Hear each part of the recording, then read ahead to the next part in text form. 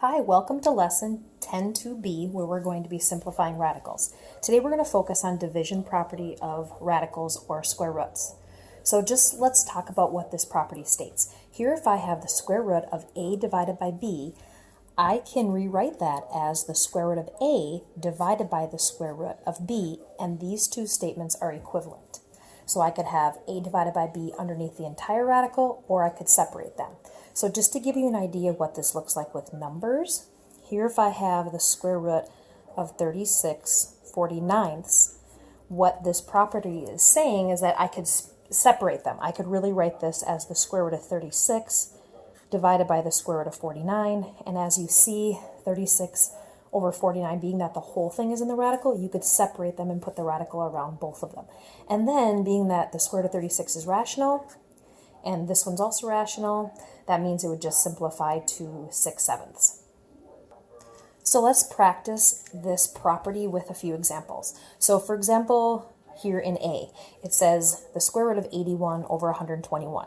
Because of the property, I could separate these two, so I could write it as the square root of 81 over the square root of 121. I can show division that way. And then being that both of these are perfect square roots, I know that this is just 9 here, and then the square root of 121 is 11, so this would simplify just to 11 or 9/11. On this next example, B, it says the square root of 8 divided by the square root of 2. Now remember that property states that because both of these have square roots around them, I could push them back underneath one square root, 8 divided by 2. Remember that property states that these two are equivalent, whether they're both under the radical or I separate them, so they each have a radical around them. So now if I just take a look here under the radical, 8 divided by 2 is the same thing as 4. Don't forget to bring the radical back over here though. So all I did was I took 8 halves and then just changed it to a 4. And now I know that square root of 4 is equal to 2, so that means that this expression would be equal to 2. Now in the case of example C, if you look inside the radical, you're going to notice that the numerator and denominator here can be simplified using the exponent rules. I wouldn't want to break this apart in this case, but just by keeping it together like it is, I could just rewrite what's under the radical by subtracting the exponents because the bases are the same. So that would be n to the second power. And so be sure you bring over the radical. And then the square root of n to the second power is just n, because n times n is n squared. So that would simplify to this. So here is a new rule and something that we need to keep in mind whenever we are simplifying radicals. This is called rationalizing the denominator. A radical cannot be in the denominator of a fraction, or it is not considered simplified.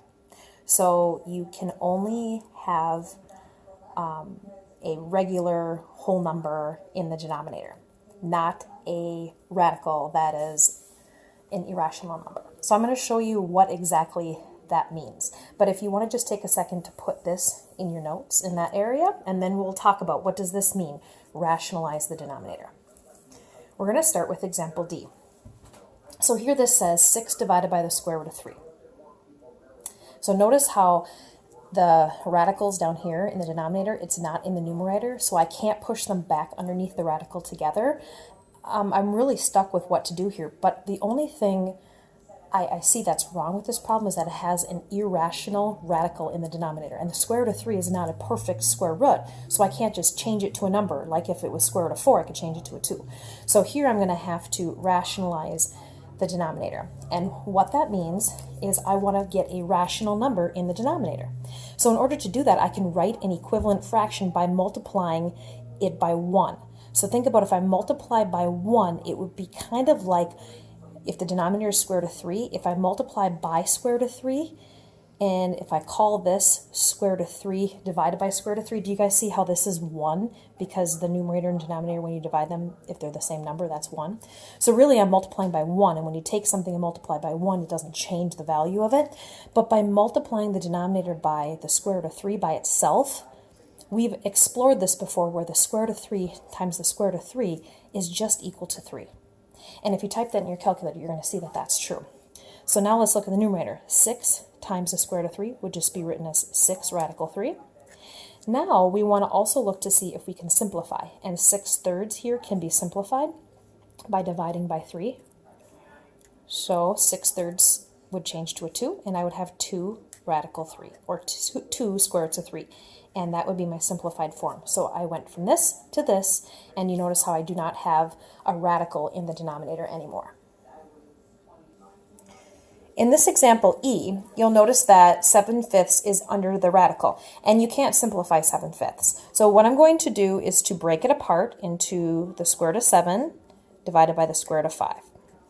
Still, I can't simplify this or this, but I can't have any rational radical in the denominator, so I have to rationalize that. So I'm going to do the same thing I did before. I'm going to multiply it by itself, square root of 5. Numerator and denominator needs to be the same because that way I'm really just multiplying by a 1. But by doing this, I'm going to make the denominator a rational number. Square root of 5 times square root of 5 is just 5. And then up here, okay, I'm going to push these two back under the radical.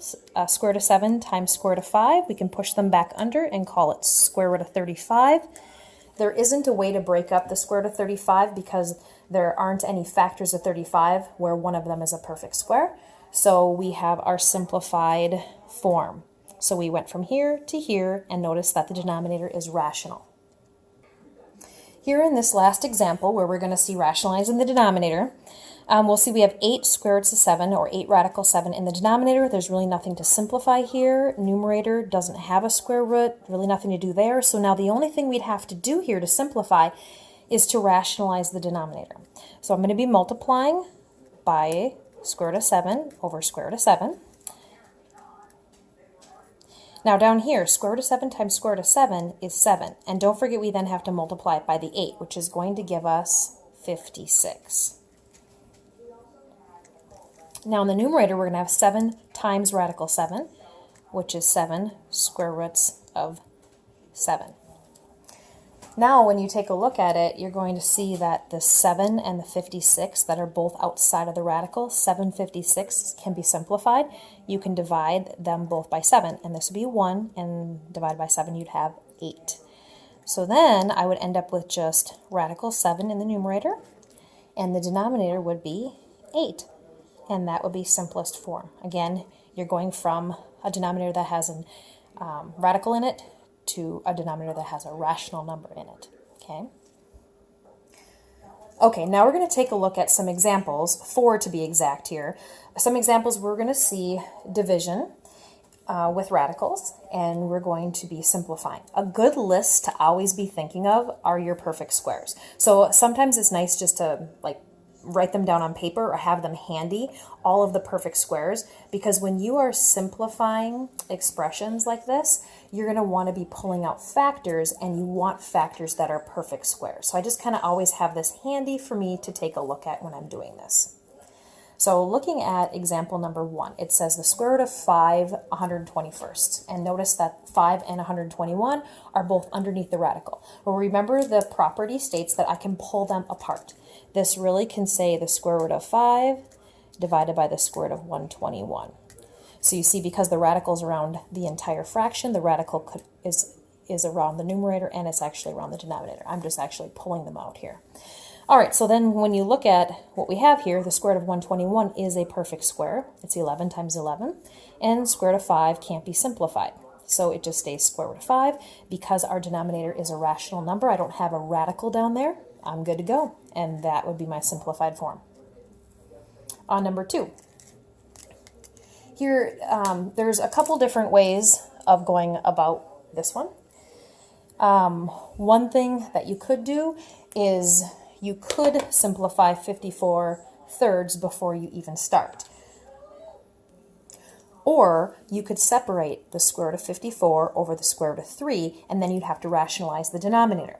Either way is going to get you the same answer. But if you notice that 54/3 actually divides perfectly to make the number 18, 54 divided by 3 is 18, why not change it to 18, move the radical back over the top of it? It's going to make it a quicker process.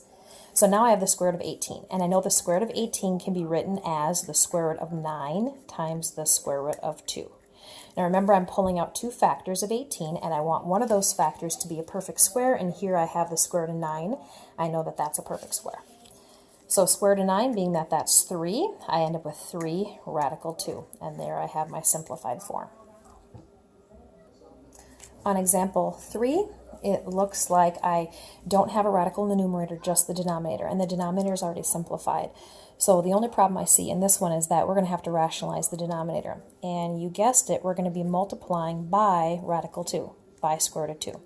But I also have to have a square root of 2 in the numerator so that this becomes a fraction of 1. By multiplying by 1, I don't change the value of what I started with. Okay, so then let's go ahead and do this. I know square root of 2 times square root of 2 is just 2, and now I have to multiply it by 3, giving us 6 in the denominator.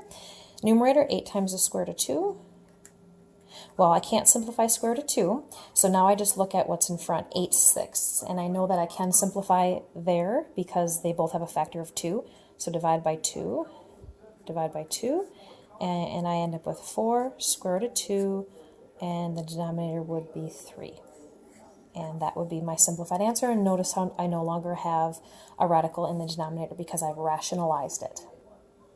Okay, in example number 4, there is a couple different ways you could do it. You can leave them separated like this, the radical 15 and radical 6. You can keep them separated. You could put them back together underneath one radical and simplify because they're both divisible by 3.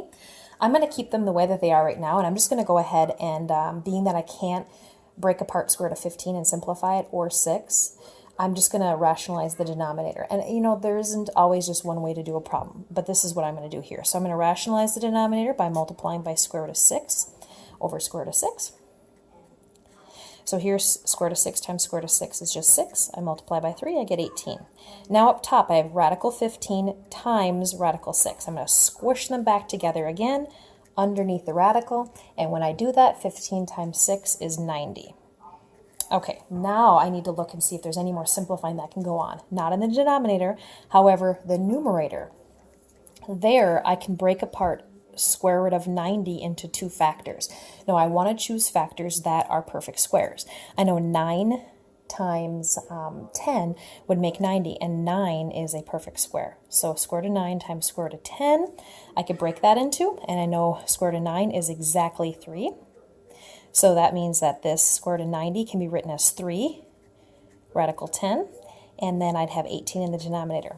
Now, if you notice here, my square root of 10 is completely simplified, but I have 3/18. So 3/18, being that that's just a fraction, if I cover up the radical, I can simplify that by dividing by 3. And now I end up with radical 10 over 6 as my simplified form from what I started with. Now in this video, we're just focusing on the division property of radicals or square roots. We were taking a look at how we could break them apart or put them back together under the radical when you're dividing. We also took a look at how we can rationalize the denominator. The next video will be dividing radicals with variables. Thanks for joining me.